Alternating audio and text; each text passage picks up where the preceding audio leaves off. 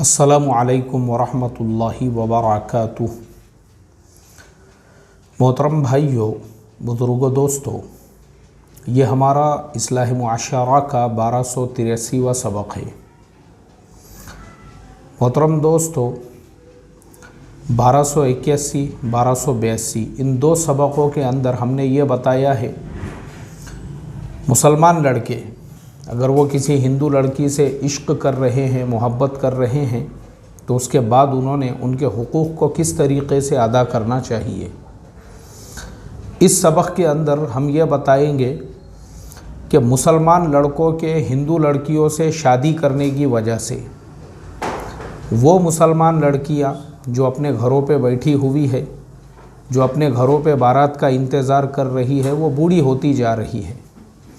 इसका सबसे बड़ा जो एक रीज़न है वो यही है कि जो हायर क्वालिफ़ाइड मुस्लिम नौजवान हैं वो मुसलमान समाज में लड़कियां तलाश करने की बजाय दूसरे समाजों के अंदर लड़कियां तलाश करते हैं, या इश्क के, मोहब्बत के चक्करों में पड़ने की वजह से फिर मुसलमान समाज की जो पढ़ी लिखी लड़कियां हैं उनके रिश्ते जमने में बहुत बड़ी दिक्कत आती है, बहुत बड़ा प्रॉब्लम आता है। अब मैं यहाँ पे आप लोगों को कुछ बातें बताना चाहूँगा।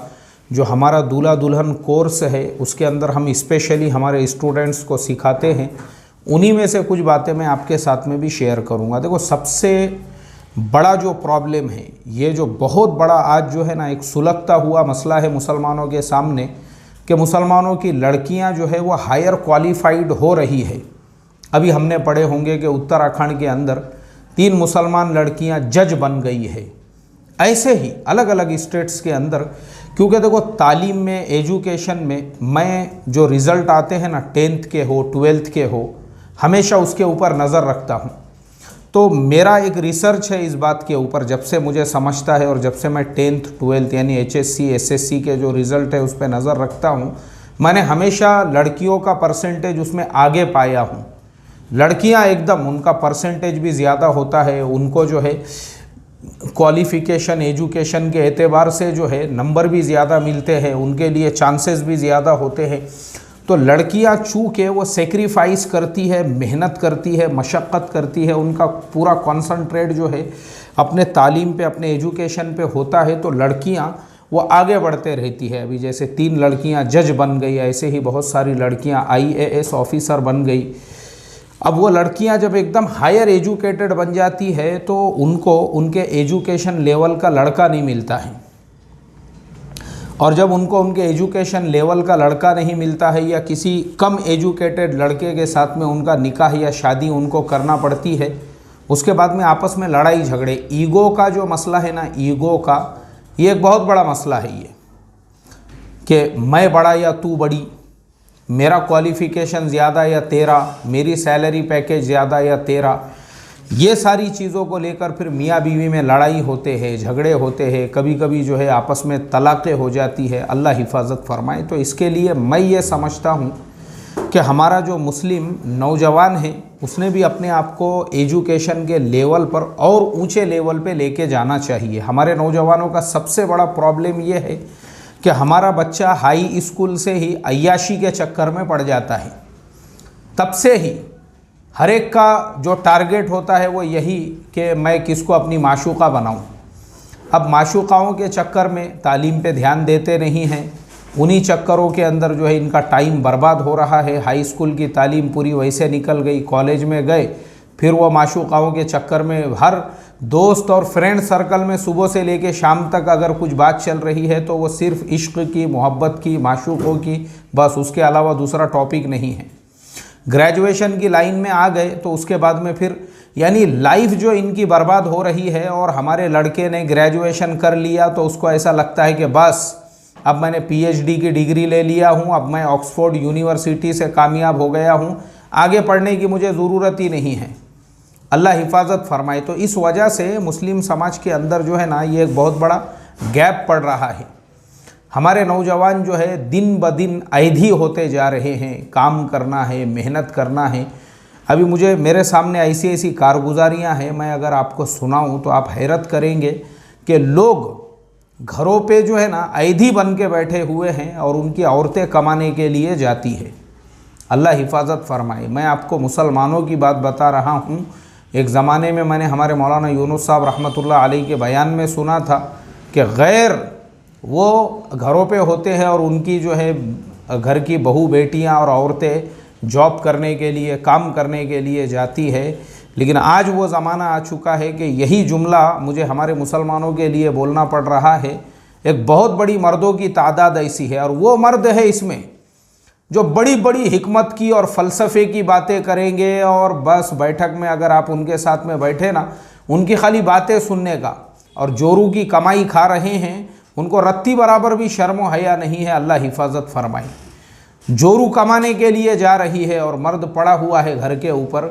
मुझे आप बताओ ना मेरे मोहतरम दोस्तों, ये हमारे लिए शर्म की बात है या नहीं है?